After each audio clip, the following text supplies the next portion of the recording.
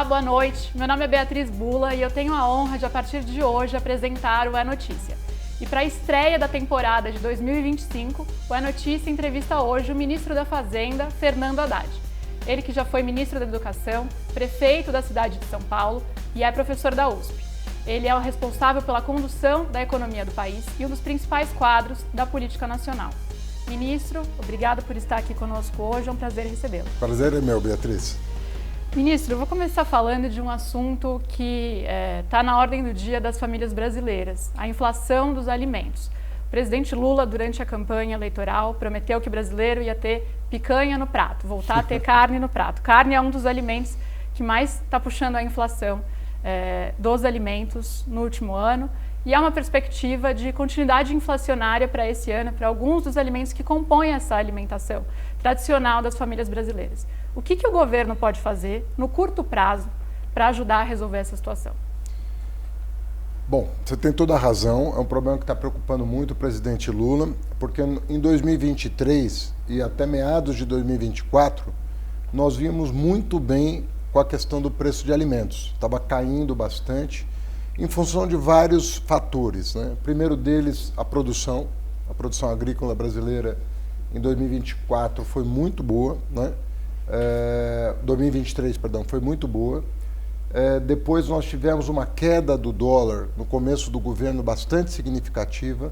O dólar que começou o ano de 23 em 5,30, 5,40, caiu para menos do que R$5, chegou a 4,70, né, em 2023 ainda. E depois nós começamos a ter alguns problemas importantes. O primeiro deles foi o comportamento do Banco Central americano. O Banco Central americano tinha uma previsão de começar cortes significativos de juros a partir de março do ano passado. E por razões domésticas, superaquecimento da economia americana, o Banco Central americano não cortou os juros como estava previsto. Isso fez com que o dólar se valorizasse no mundo muito fortemente. E particularmente no segundo semestre do ano passado, o dólar passou por uma valorização em relação a muitas moedas, dentre as quais o real. Não apenas. O peso mexicano desvalorizou muito, o real desvalorizou. E nós tivemos alguns problemas domésticos. Nós tivemos seca no Centro-Oeste, nós tivemos a tragédia do Rio Grande do Sul, que afetou a produção agrícola. Então nós imaginamos que este ano, em função da safra, que vai vir muito boa, pelo menos é o que todas as projeções sugerem, ele está vindo muito forte a produção agrícola, e com uma acomodação do dólar num patamar mais baixo do que o previsto pelo mercado, os preços dos alimentos tendem a se acomodar, ainda num patamar elevado, até que a produção corrija essa distorção de preços e ele volte ao patamar mais adequado. Além disso, um terceiro fator, a renda das famílias teve um aumento muito significativo em função do aquecimento da economia brasileira. O Brasil vem de um longo período de crescimento baixo, mas nos 2 primeiros anos do governo do presidente Lula, a economia brasileira cresceu em 2 anos quase 7%.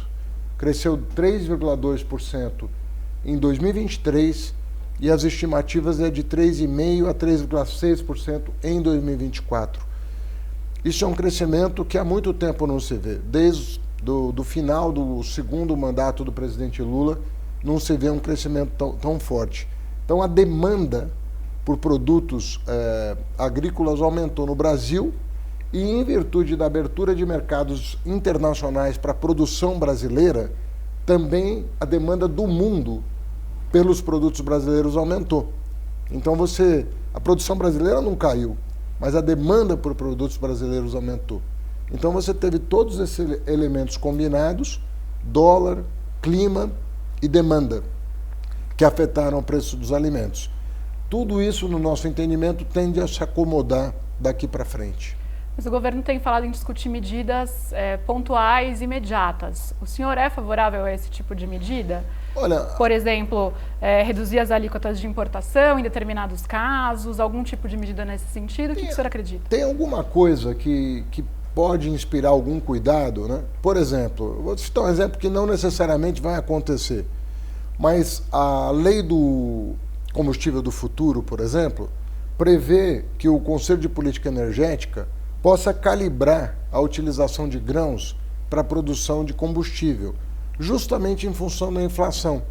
Então você tem etanol do milho e da cana, por exemplo.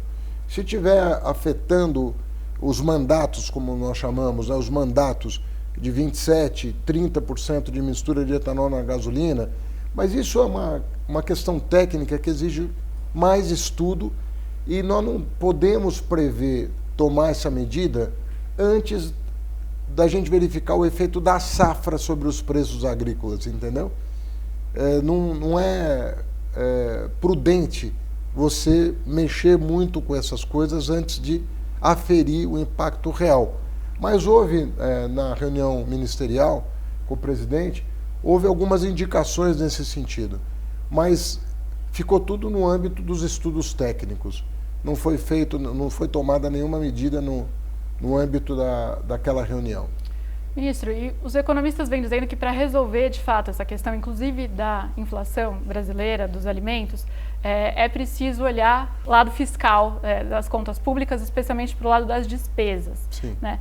O senhor já falou que a Fazenda se preocupa também com o gasto público, que isso está sempre no horizonte do trabalho do Ministério da Fazenda.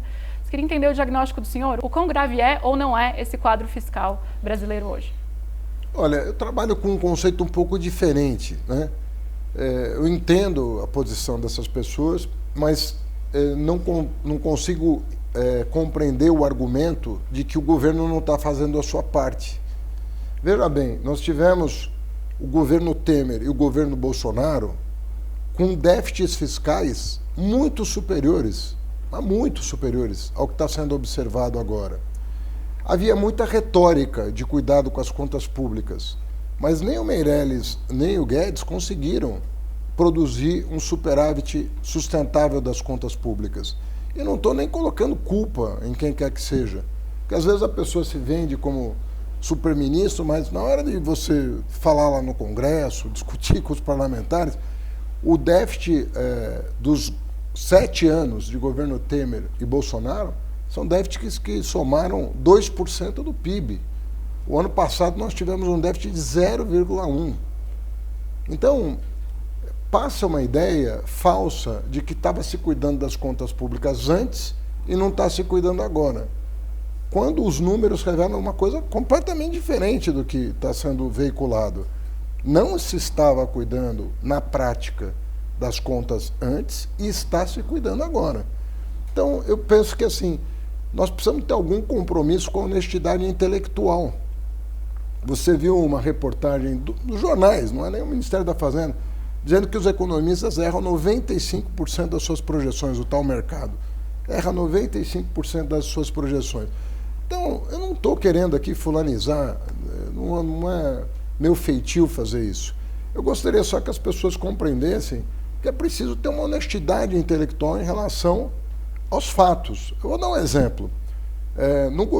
Na gestão do Meirelles, nós tivemos uma derrota no Supremo Tribunal Federal, na chamada tese do século, que nenhum economista do chamado mercado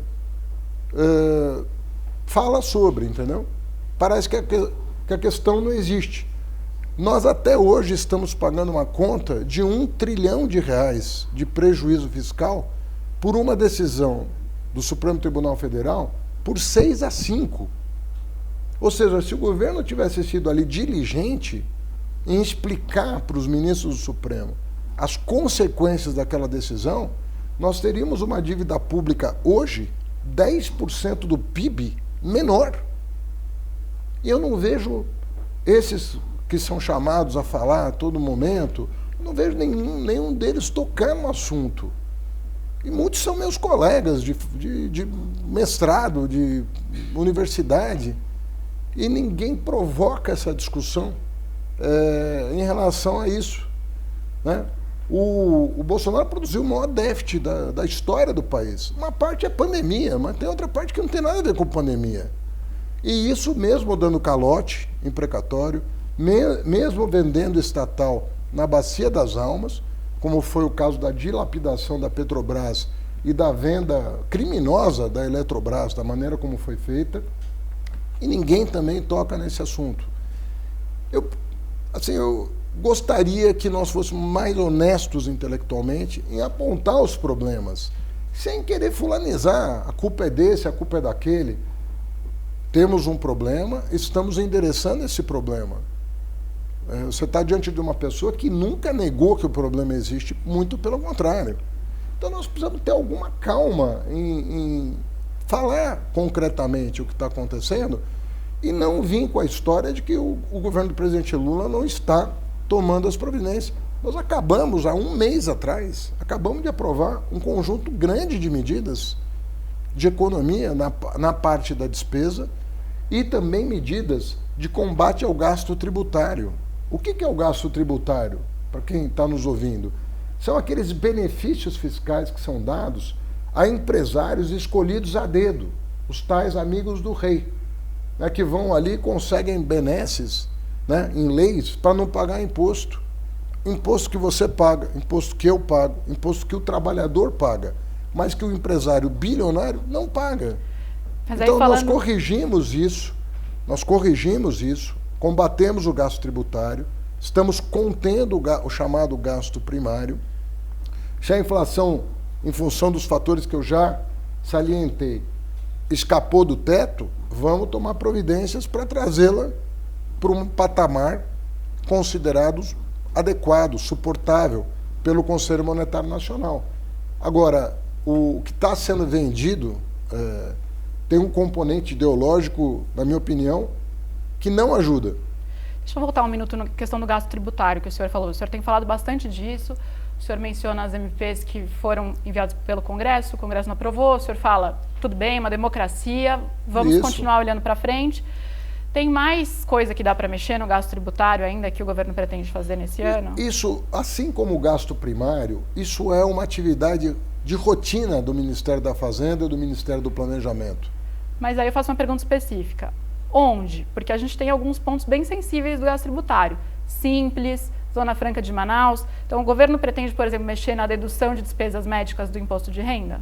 Eu não posso antecipar nada que não passe pela mesa do presidente, porque o papel dos técnicos é avaliar onde há injustiça, onde é possível cortar, onde é necessário vislumbrar um horizonte de correção de uma desigualdade ou de um privilégio.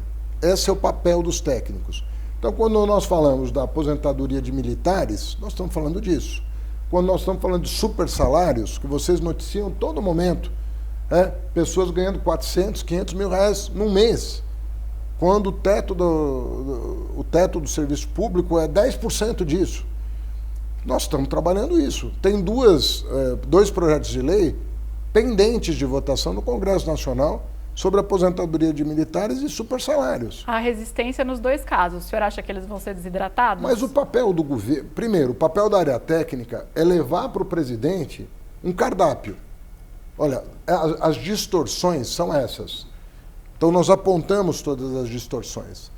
Sem medo, porque a técnica exige a transparência e colocar o dedo no problema. Aí tem a dimensão política. O que o Congresso vai aprovar, o que o Congresso não vai aprovar, o que é mais sensível, onde é que tem operação de lobby. Se uma daquelas duas medidas provisórias, uma apenas, tivesse sido aprovada do ano passado, nós teríamos em 2024 um superávit primário. Eu não vejo nenhum desses economistas de jornal falando a verdade. Que se uma das duas medidas provisórias que o presidente teve a coragem de mandar, que mexia com privilégios setoriais, tivesse sido aprovada, nós já não estaríamos falando mais de déficit público no Brasil. Estaríamos falando do superávit necessário para equilibrar a trajetória da dívida. Por isso que eu entendo o seguinte, por alguma razão, que pode ter a ver com ideologia, pode ter a ver com eleição, ou o que quer que seja, começou um debate no Brasil que não tem a ver com a técnica econômica para fazer o país dar certo. Tem a ver com uma disputa de poder. E isso pode prejudicar o país. Agora, para que você vai colocar em risco uma trajetória virtuosa que está se desenhando em função de ou interesses especulativos ou interesses ideológicos que não vão trazer prosperidade para o Brasil. O que vai trazer prosperidade para o Brasil é honestidade intelectual e coragem para enfrentar as distorções do nosso orçamento, como nós fizemos nesses 2 anos. Por isso que nós colhemos os frutos que colhemos. Nós geramos 3 milhões de empregos, nós crescemos quase 7% em 2 anos, nós estamos no menor nível de desemprego da história. Ou seja, se nós nos fixarmos no que nós, como nação, precisamos fazer e deixarmos essa disputa até em torno de fake news, como aconteceu esse ano, mentir para a população, causar pavor na população, terror na população, o que o Brasil ganha com isso? O que o Brasil ganha com uma mentira sendo disseminada pelas redes sociais? Nós não ganhamos nada. Não ganhamos nada. Agora, se nós tivermos disciplina e tivermos coragem de apontar os problemas que existem, as distorções são muito grandes no Brasil. Não é à toa que esse país é o de maior desigualdade, é um dos países mais desiguais do mundo. Porque quem grita mais é quem tem mais privilégio. Agora, o senhor falou que o senhor não pode adiantar medidas, mas em que áreas o senhor vê que ainda dá para mexer? Porque o senhor já falou, não é um grande finale, a Fazenda continua trabalhando, não necessariamente em um pacote, mas em medidas específicas. Nós acabamos de votar um conjunto de leis importantes no Congresso. Existem algumas leis pendentes. Agora nós estamos adequando, ontem tivemos uma reunião para adequar o orçamento às leis aprovadas esse ano. No final do ano passado. E estamos trabalhando continuamente em medidas que podem e serão levadas ao presidente da República, como rotina. Nós faremos isso como rotina. Nós temos até uma secretaria de acompanhamento de políticas públicas para ir corrigindo essas distorções. Agora, nós anunciamos outras leis que merecem consideração por parte da imprensa, porque vão beneficiar milhões de pessoas. Por exemplo, você sabe que os aposentados e servidores públicos têm o consignado, né? Tem aquela coisa do crédito consignado. Eles pagam uma taxa de juro ainda alta, mas que é metade ou menos da metade da taxa de juros praticada pelos bancos em relação aos trabalhadores seletistas da iniciativa privada. Nós ontem anunciamos que vamos mandar uma lei para o Congresso Nacional que vai permitir você, no teu e-social, consignar e diminuir o juro que você paga para a rede bancária, oferecendo uma garantia melhor. Porque o crédito pessoal no Brasil hoje não tem garantia. Então, o trabalhador que tem a garantia do seu fluxo de renda vai poder oferecer garantia e reduzir o juro do seu crédito pessoal à metade. Isso é uma coisa boa. Isso é mais dinheiro no bolso do trabalhador. Isso é respeito às famílias, isso é respeito à economia popular. E eu não vejo isso ganhar tanta divulgação quanto merece, porque esse é um serviço de utilidade pública fundamental. O trabalhador saber que nós vamos ter um novo instrumento de democratização do crédito barato. Porque crédito as pessoas têm, mas às vezes é de um agiota. E não interessa isso ao Brasil. Mas aí, falando desse assunto, o senhor tem sido muito questionado sobre dívida pública, né? Mas eu quero perguntar da dívida das famílias. Então, o senhor está falando de crédito, acesso a crédito. A gente tem um nível de endividamento e de inadimplência ainda num patamar elevado no Brasil. Isso num cenário de crescimento econômico robusto. E, nesse ano, a gente tende a ver, as próprias projeções do governo indicam isso, uma desaceleração na economia. Com uma desaceleração na economia e uma alta nos juros, ou seja, fazendo esses juros ficarem mais caros para quem está pagando, qual vai ser o impacto para essa família que está tentando equilibrar as contas, está tentando pagar essas dívidas e não está conseguindo? Reduzir o juro. Reduzir o juro. Hoje ela paga 5% de juro no crédito pessoal. É uma coisa, ao mês nós estamos falando, 5% ao mês. Imagina você com uma inflação anual de 5% ao ano, né? Uma inflação de 5% ao ano, pagar juros de 5% ao mês. Ninguém consegue. Então, por isso que eu estou fazendo questão de salientar, nós já fizemos o desenrola. beneficiou milhões de brasileiros. Saíram do Serasa, do Serviço de Proteção ao Crédito. Fizemos o Acredita, fizemos o microcrédito. O crédito, o ano passado, cresceu mais de 10% no Brasil. Qual é a preocupação? O aumento da taxa de juro. Mas o aumento da taxa de juro da Selic não precisa chegar no consumidor se nós tivermos dispositivos de fazer o juro final cair.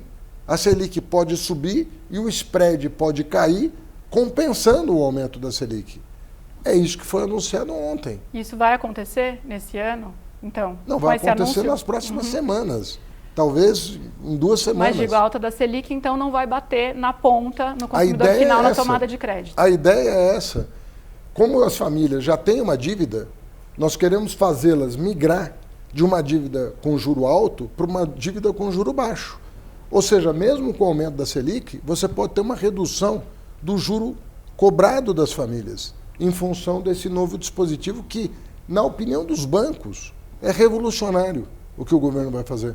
Isso é depoimento dos bancos que tiveram com o presidente Lula nessa semana, dizendo, olha, nós apoiamos essa medida, ela é revolucionária, ela pode realmente significar um novo mundo de crédito no Brasil, em que as famílias não vão se endividar mais, mas vão conseguir honrar seus compromissos em virtude da queda da taxa de juros. E aí, falando ainda de juros, então, ministro, a gente sabe que tem um patamar da taxa de juros que exerce um papel de contração da economia. A senhora acha que a gente já passou desse patamar? Qual que é a sua leitura? Olha, isso é um debate técnico que está sendo feito no Banco Central, mas a taxa de juros no Brasil já está num patamar restritivo, já está num patamar que desacelera a economia. Nós estamos prevendo esse ano uma redução da atividade econômica, uma redução do crescimento da economia, que foi de 3,5% para algo como 2,5%, justamente para acomodar as pressões inflacionárias. 2,5% vai revisar para mais próximo de 2%, como algumas casas têm? Não, eu não quero rever para perto de 2%, porque eu acredito que nós temos espaço para crescer 2,5%, reduzindo a inflação. Eu não acredito nesses choques que são muitas vezes defendidos por economistas mais ortodoxos, que olham para a Argentina, que está com 60% da população abaixo da linha de pobreza, uma inflação anualizada de 40%, 50% ao ano. Eu não vejo o nosso vizinho como exemplo para nós. Eu acredito que com as condições da economia brasileira permitem uma administração da economia, uma condução da economia que não provoque o tamanho do desconforto que vem acontecendo nos nossos vizinhos. Então, a nossa situação econômica não é a mesma. O Brasil tem reservas desde o presidente Lula, já nos seus 2 primeiros mandatos, é responsável pelo esse colchão de reservas cambiais que o Brasil tem, que é uma proteção ao Brasil, né? Nós temos uma balança comercial que só nos 2 anos do governo do presidente Lula superou 170 bilhões de dólares em 2 anos de superávit comercial. Então não dá para comparar as economias. O Brasil é a 8ª, 9ª economia do mundo, o Brasil tem um superávit comercial, o Brasil tem reservas.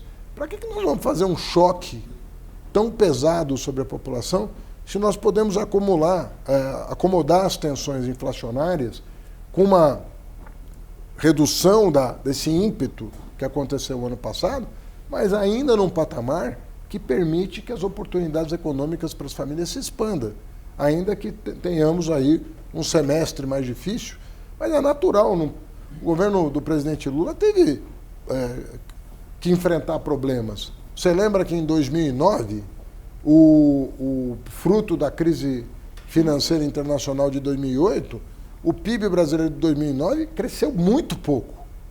Mas no ano seguinte, ele praticamente compensou o baixo crescimento do ano anterior. Então o presidente Lula tem consciência que muitas vezes você tem que fazer um ajuste de rota. E que esse semestre vai ser mais difícil do que os 2 anos anteriores. Esse semestre, mas nós não pretendemos deixar de perseguir o crescimento econômico sustentável, trazendo a inflação para dentro da meta novamente. Mas a perspectiva de ter altas na taxa Selic, para além da próxima já contratada. Então, a gente teve uma ontem de 1 ponto percentual, mais uma contratada aí para a próxima reunião. E há economistas que falam que a perspectiva é de que isso continue acontecendo até o final do ano, provavelmente. Isso assusta o governo? Olha, conforme vocês noticiaram, né, tem havido muitos erros de projeção, né? Muitos erros de projeção. Então, eu não posso antecipar, eu nem li a ata do Copom ainda, que vai ser divulgada a semana que vem, para saber o que vai ali na cabeça das pessoas que tomam a decisão sobre isso. Não posso nem me antecipar isso, mas o que eu reafirmo é o seguinte: se você já está com uma taxa muito restritiva, às vezes o remédio em excesso ele é contraproducente.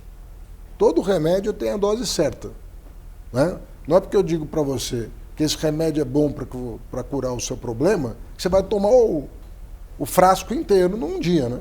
Você não vai fazer isso. É a mesma coisa, o fiscal, a taxa de juros, é tudo uma... A dosimetria é uma arte. Se você entrar na pilha de um médico maluco, você vai se intoxicar. Ao mesmo tempo, se você não seguir a prescrição de um médico bem afinado com a ciência, você também vai se prejudicar. O Galípolo é um médico bem afinado com a ciência? Olha, as pessoas que estão lá são de alta competência técnica, o que não significa que aqui na Fazenda, ou no Banco Central, ou no mercado, não tenha pessoas que erram. Nós somos humanos, podemos errar. O mercado pode errar, a Fazenda pode errar, o Banco Central pode errar. Não existe essa fantasia de imaginar que, porque o Banco Central é autônomo, ele não erra. Ele erra sendo autônomo, ele erra não sendo autônomo. As pessoas erram. A Fazenda pode errar, o mercado pode errar. Isso a história demonstra. O que nós precisamos é ter um pouco mais de humildade diante do objeto, que é complexo, para não cometer os erros. Quando eu faço um apelo à honestidade intelectual, quando eu faço um apelo a gente se debruçar sobre os números, é um apelo, na verdade, à humildade, que tem que partir, inclusive, da Fazenda, que nunca subiu no salto para falar, olha só como nós estamos crescendo, né? Não, a gente sabe dos desafios, mas o que nós queremos é um ambiente mais saudável do ponto de vista do debate público para buscar soluções. Um ambiente menos ideologizado, no mau sentido da palavra, um ambiente com mais aderência aos fatos, né? Porque, de novo, quando falam que as contas públicas estavam ok e agora estão descontroladas, é uma falsificação da realidade. Nós vivemos 10 anos de déficit público na casa de 2% do PIB. Isso inclui, e eu não estou aqui fazendo acusações aos meus antecessores, porque eu nunca fui deselegante a ponto de fazer isso por nenhum cargo que eu passei. Não estou fazendo acusações aos meus antecessores. Só estou falando de fatos. 2015 para cá, nós temos tido déficits recorrentes. Ninguém conseguiu resolver o problema do déficit. Na minha opinião, o governo Lula III está endereçando exitosamente esse problema. Ministro, no almoço com banqueiros no final do ano passado, o senhor falou que a sua relação com o presidente Lula era informal, às vezes até excessivamente informal. Como que é essa relação com o presidente Lula? Usei excessivamente? Usou, fez alguma brincadeira nesse sentido, mas como que é essa relação, como que é esse fluxo decisório com relação às medidas que são tomadas pela Fazenda? Olha, essa é outra crítica que às vezes eu ouço, que o presidente Lula tem interesse na economia, né? Outro dia eu ouvi um comentário dizendo o certo é terceirizar a economia para o ministro da Fazenda e não querer tomar conhecimento do que acontece. Em geral, quando você faz isso, você acaba errando pelo outro lado. Quer dizer, se você não tiver a dimensão social das decisões que você está tomando, qualquer decisão que você toma vai acabar fazendo com que um privilégio seja mantido e que aquele que depende do Estado seja prejudicada. Então, muitas vezes se fala de governos onde a área econômica tinha licença para matar, né? Como se isso fosse bom para o país. E eu digo para você, em economia isso não é bom. Às vezes o caminho um pouco mais longo é o mais sustentável.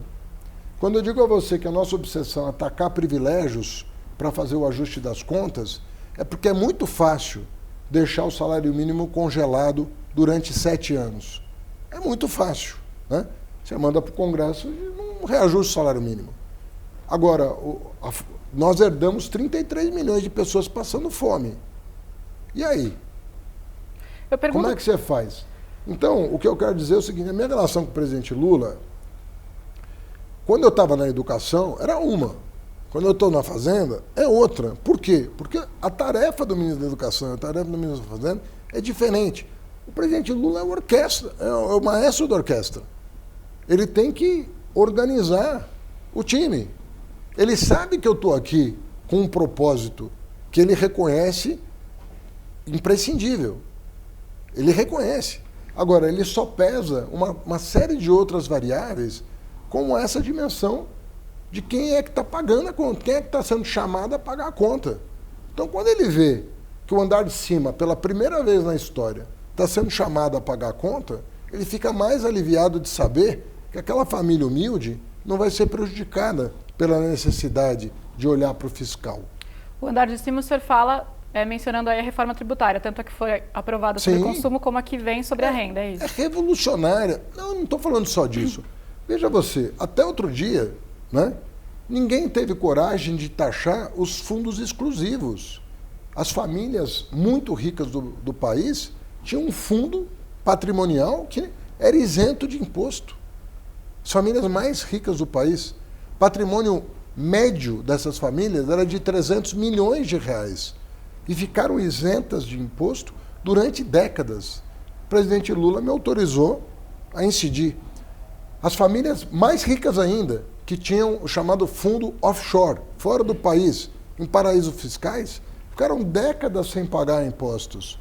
O presidente Lula me autorizou, a proposta da Fazenda, e atrás desse recurso. Não é justo você ter o seu salário descontado na fonte.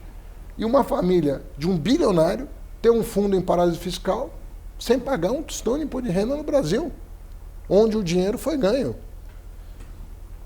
Essa correção de privilégios está sendo feita justamente para equilibrar as contas. Os meus antecessores tentaram, fracassaram. Os meus antecessores tentaram fazer uma reforma tributária, não conseguiram.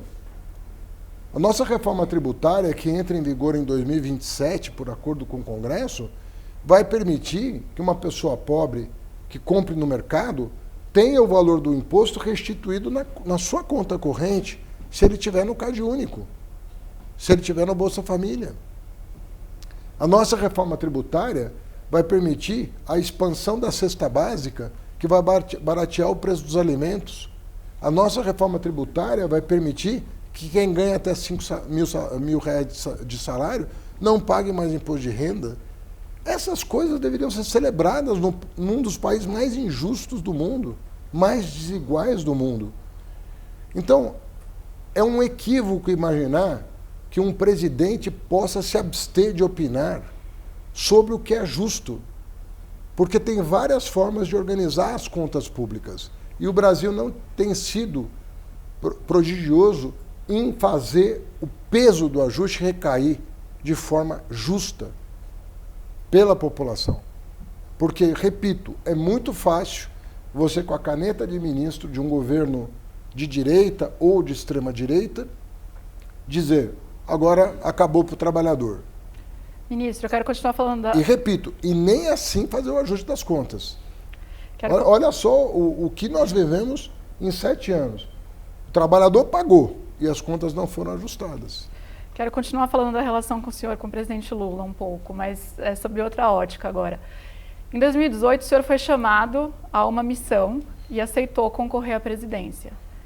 Se o presidente Lula pedir, em 2026 o senhor concorre?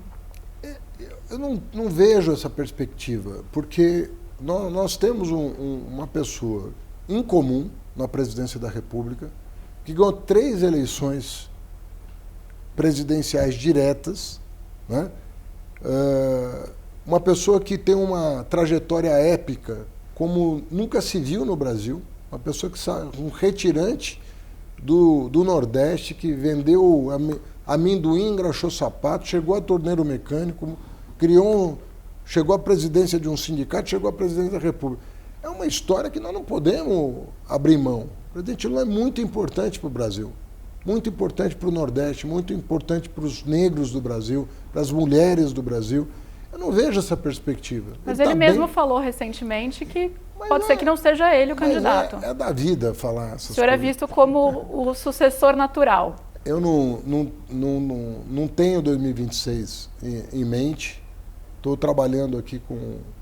Para mim é uma honra estar nesse cargo. É muito desafiador, mas é uma coisa que muito apaixonante, por outro lado. É você poder lidar com os temas que nós estamos lidando e entregar o que nós estamos entregando. Eu não estou com isso na cabeça. Estou querendo fazer o melhor possível, né, junto à área econômica de uma maneira geral, à Casa Civil, para que o país, o ano que vem, esteja bem e possa fazer um grande debate durante as eleições. Não esse debate que a oposição está propondo, né, com mentira, mas um debate sério sobre o destino do Brasil. Quem sabe nós tenhamos a sorte de, dessa vez, ter um concorrente à altura, né, que possa fazer um debate sério, possa fazer um debate digno, né, da nossa sociedade. Mas o senhor apontava, muito antes da eleição passada, que o bolsonarismo chegaria forte, como chegou em 2022. O que o senhor vê para 2026 nesse quadro? Uma análise... Olha, eu acredito que a extrema-direita, ela se firmou no mundo, né? Aliás, modestamente, como cientista político, projetei há muitos anos atrás. Muitos e muitos anos, eu disse, olha, está se formando um caldo de cultura muito favorável para a extrema-direita, né? Eu falo isso desde o final dos anos 90, e dizendo o seguinte, quando a crise financeira eclodir, como aconteceu em 2008, a extrema-direita vai ter a oportunidade de se firmar como alternativa política eleitoral, como aconteceu 100 anos atrás, tragicamente. Então nós temos hoje governos extremistas em vários países do mundo. E não é diferente no Brasil. Nós temos uma oposição de extrema-direita, bolsonarista. Você veja que o senhor prevê que é quem vai ser o principal candidato... Eles vão tentar... contra o governo em 2026. Eles vão tentar maquiar um pouco o candidato, fazê-lo passar por algo diferente do Bolsonaro.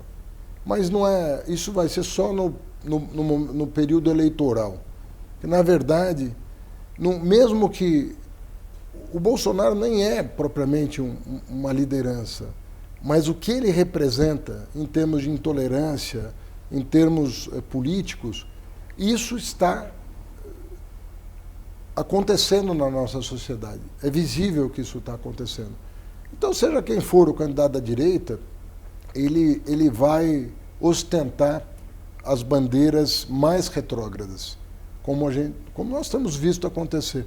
Às vezes tenta se passar por alguém que come com garfo e faca, mas, na verdade, quando você vai ver no fundo, a pessoa está defendendo as teses mais antiquadas e retrógradas que você pode imaginar. Ministro, uma pergunta rápida aqui para a gente fechar esse primeiro bloco. Seu partido vai fazer uma troca de comando PT nesse ano. Até que ponto essa troca na presidência do PT vai aliviar a sua vida como ministro? Vida de ministro da Fazenda nunca vai ser leve. Mas o senhor espera ter menos artilharia direcionada ao senhor? Olha, eu acredito que a artilharia até está equilibrada de um lado e de outro. Não está vindo só de um lado, né? O que significa dizer... É uma boa maneira de ver que nós estamos buscando um equilíbrio, né? Mostrar que... Apanhando do PT e apanhando do mercado financeiro, é isso? Nós estamos tentando encontrar um equilíbrio, que é esse que eu venho defendendo desde o começo da minha gestão. Eu venho defendendo esse equilíbrio. É uma linha fina e, portanto, politicamente muito incômoda, né? Porque antigamente você tinha um espaço maior de debate e de diálogo. E agora você tem um espaço menor. Mas eu acredito que a agenda da Fazenda está se impondo, apesar dos dissabores muitas vezes, mas a agenda da Fazenda está se impondo. Ministro, estávamos falando sobre política no último bloco anterior. Quero continuar nesse assunto, mas agora falando do Congresso. O comando do Congresso vai ser alterado agora no final de semana, né? Queria saber o que o senhor prevê para essa relação com o Congresso, que é crucial para o trabalho da Fazenda. Olha, parece que as coisas estão convergindo em torno dos nomes que vocês estão divulgando e até aqui, né? Que é em torno do deputado Hugo Bonta, em torno do senador Alcolumbre. Eu tenho uma relação excelente com os dois, excelente, cultivada ao longo desses 2 anos. No caso do Hugo Bonta, especificamente, é uma pessoa que frequentou o Ministério da Fazenda. Eu diria, não teve mês que eu não almocei com o deputado Hugo Bonta aqui, discutindo temas sérios de política econômica. É uma pessoa que me parece muito interessada, é uma pessoa que estuda o assunto, tem seriedade no trato desses assuntos. Mais recentemente, eu tive uma boa aproximação pela mão do presidente Rodrigo Pacheco com o senador Alcolumbre. Jantamos, inclusive, essa semana, num clima de muita cordialidade, onde ele demonstrou um interesse em ter uma agenda forte na área econômica esse ano, que é um ano não eleitoral, portanto tem uma janela importante. Nós temos 25 medidas que nós anunciamos, né, que seriam foco de atenção da Fazenda. Dessas 25 medidas, pelo menos 15 dependem de aprovação de lei, das quais 8 ou 9 já estão no Congresso Nacional, tramitando. Então eu penso que nós temos uma agenda muito benéfica para o país, muito benéfica. Uma dessas medidas é com relação às Big Techs, né, ministro? Eu Sim. gostaria que o senhor falasse o que o senhor gostaria de ver acontecendo no país neste ano com relação às Big Tech. Na verdade, são uma das leis, são 2 leis sobre as Big Techs. Uma é basicamente fruto de um acordo internacional no âmbito da OCDE, em que os países estão adequando as regras das Big Techs em escala global. E o Brasil quer fazer parte desse arranjo global. O governo Trump ameaça isso de certa forma, não? O governo Trump, ele, tanto quanto o Biden, para ser bem justo, eles não subscreveram ainda o acordo do Pilar 1 e do Pilar 2 da OCDE, os chamados Pilar 1 e 2. O que os países estão fazendo diante da relutância americana em subscrever o acordo? Estão tomando medidas unilateralmente. Só que todo mundo está fazendo isso. Quando todo mundo tiver uma legislação, os Estados Unidos vão se ver na contingência de aderir também. Porque o ideal seria o acordo internacional. Como ele não está acontecendo, os países estão se antecipando. Então tem uma regra tributária mundial sobre as Big Techs e tem uma regra de concorrência das Big Techs, que é uma coisa mais de regras de mercado, para que elas possam operar em condições de igualdade de concorrência, o que vai favorecer muito quem depende das Big Techs para fazer o seu negócio crescer. Você não pode deixar um pequeno empresário brasileiro à mercê de uma regra não competitiva nas Big Techs que estão tarifando os seus colaboradores de uma forma cada vez mais perniciosa. Então nós precisamos cuidar disso para não drenar recursos do Brasil para fora do Brasil e privilegiar o produtor local, que é o foco de atenção, quem está gerando emprego, quem está abrindo o seu negócio, quem está tomando risco aqui no Brasil. Então tem um desequilíbrio que precisa ser regulado por parte do Estado brasileiro. Ministro, como o senhor avalia esses primeiros 10 dias do governo Trump nos Estados Unidos? Olha, é muito cedo, né, para avaliar, porque tem muita narrativa, né, tem muito discurso, mas nós precisamos ver na prática o que vai acontecer. Né? O que na prática vai acontecer? Nós não sabemos ainda. Eu tenho notícias de jornal, né? E alguns relatórios do Itamaraty que nos colocam a par do que está acontecendo um pouco ali nos bastidores. Mas daí você fala, a Groenlândia virou um problema no mundo, que é da Dinamarca. O Canal do Panamá, que é do Panamá, virou um problema. O nome do Golfo do México, a anexação do Canadá. Não sei onde vai parar esse tipo de discussão. É muito difícil prever. Mas acho que a ameaça de que ele encampe uma guerra tarifária e contra países como forma de retaliação, como ele já fez com a Colômbia, um aliado histórico dos Estados Unidos. Mas parece já ter voltado atrás, inclusive. No caso do Brasil, nós temos uma balança comercial equilibrada com os Estados Unidos. Qual seria o ganho dos Estados Unidos em sobretaxar produtos brasileiros? Assim, não faz o menor sentido. É uma balança equilibrada entre os dois países. Se ele sobretaxar um país do qual ele importa muito, pode favorecer o Brasil, inclusive. Você vai exportar mais para os Estados Unidos. Mas não sabemos ainda qual é essa política comercial. Agora, do meu ponto de vista, o Brasil ele tem que manter relações com a União Europeia, com quem nós acabamos de firmar um acordo, em nome do Mercosul. Nós temos um acordo agora com a União Europeia. Nós temos que tratar de implementar esse acordo. Um acordo histórico, compondo o maior bloco econômico do planeta. Nós temos uma aproximação grande com a China, que é o nosso principal importador, né, de produtos brasileiros. O maior destino das exportações brasileiras é a China. Temos protocolos muito sólidos com a China, de intercâmbio e aproximação comercial, no âmbito dos BRICS, mas com a China em particular. Nós não podemos dispensar a parceria com os Estados Unidos, que é um grande parceiro brasileiro. Então, para nós, o Brasil tem uma diplomacia excepcional, muito bem posta no mundo. E o tempo todo que eu ou o chanceler Mauro Vieira negociamos em nome do Brasil, nós negociamos sempre com o pressuposto de que os grandes blocos econômicos são igualmente importantes para o Brasil. Nós não temos que nos associar exclusivamente a um ou outro.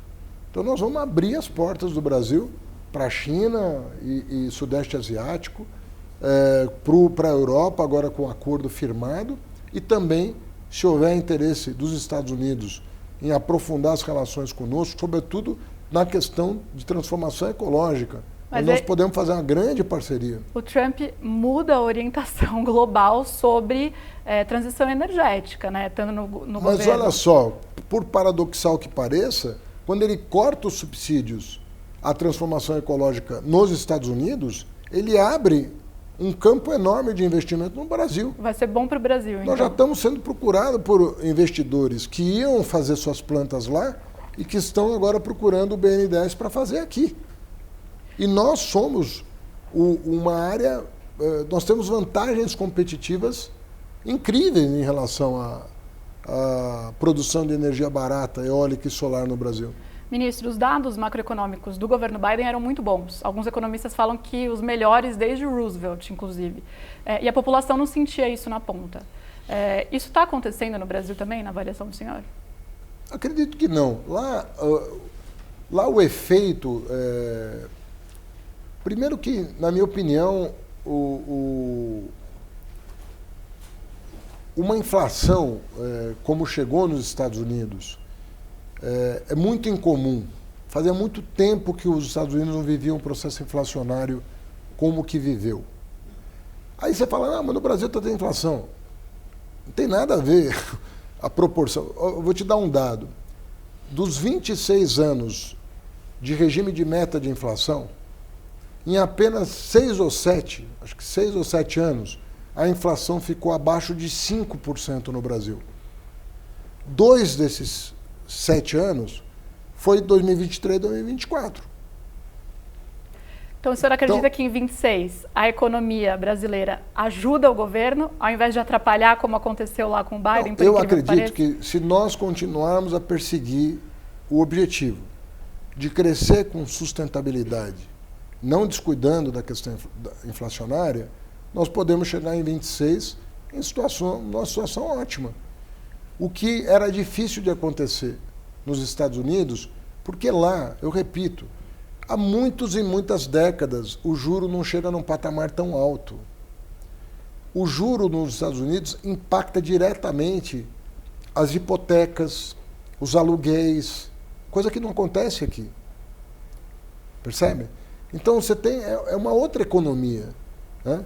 E lá, efetivamente, as famílias sentiram o drama do pós-pandemia de uma forma muito, muito forte. Então havia uma sensação, e há ainda uma sensação.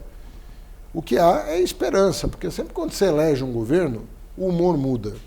Às vezes nem é o teu preferido, não é nem o presidente que você queria. Mas só o fato de você abrir uma nova perspectiva muda o humor. Eu vi pesquisas, uma pesquisa interessantíssima, não vou lembrar a fonte agora, eu posso até te mandar depois. Uma pesquisa que, antes da eleição, perguntava assim, a tua vida melhorou nos últimos 5 anos? A maioria dizia não. A minha vida não melhorou nos últimos 5 anos. Um mês depois, a pergunta, a tua vida melhorou nos últimos 5 anos? O Trump não tinha nem tomado posse.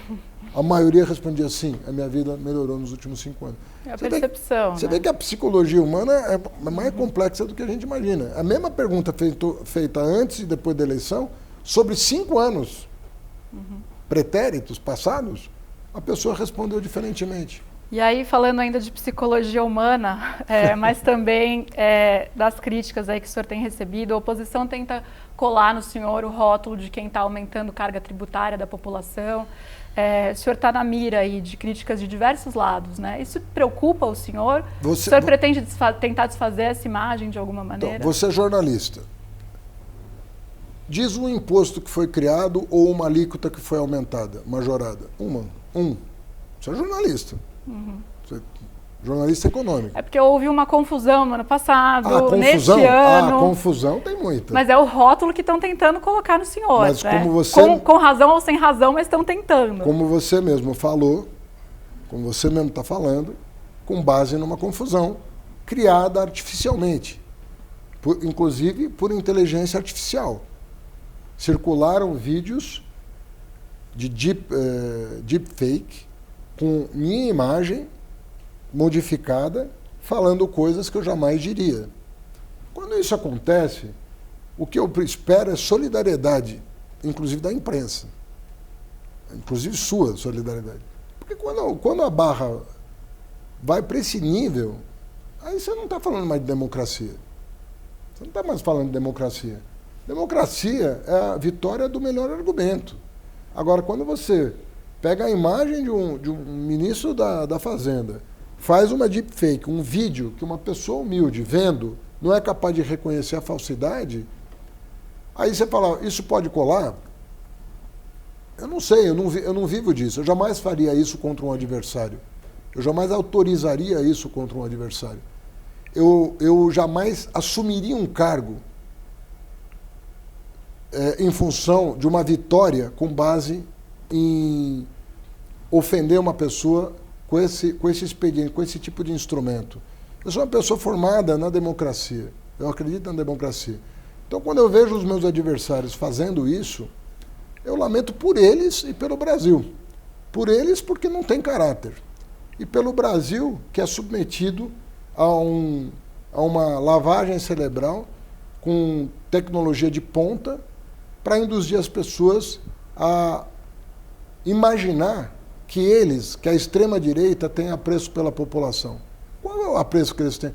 Quem é que reajustou a tabela do imposto de renda? Foram eles? Eles mantiveram a faixa de isenção do imposto de renda 7 anos congelada no mesmo patamar. 7 anos. Eles penalizaram o trabalhador durante 7 anos. E agora querem se apresentar como defensores da classe trabalhadora? Eles deixaram de cobrar impostos dos bilionários para cobrar dos pobres.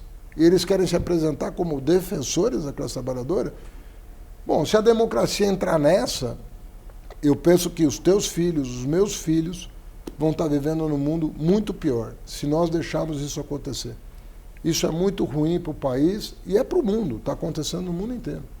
Ministro, gostaria de continuar as perguntas, mas nosso tempo infelizmente acabou. Muito obrigada por essa entrevista, agradeço. Obrigado. Muito obrigada. E obrigada a você que nos assistiu. O A Notícia está de volta na semana que vem, quinta-feira, às 11h45 da noite. Boa noite.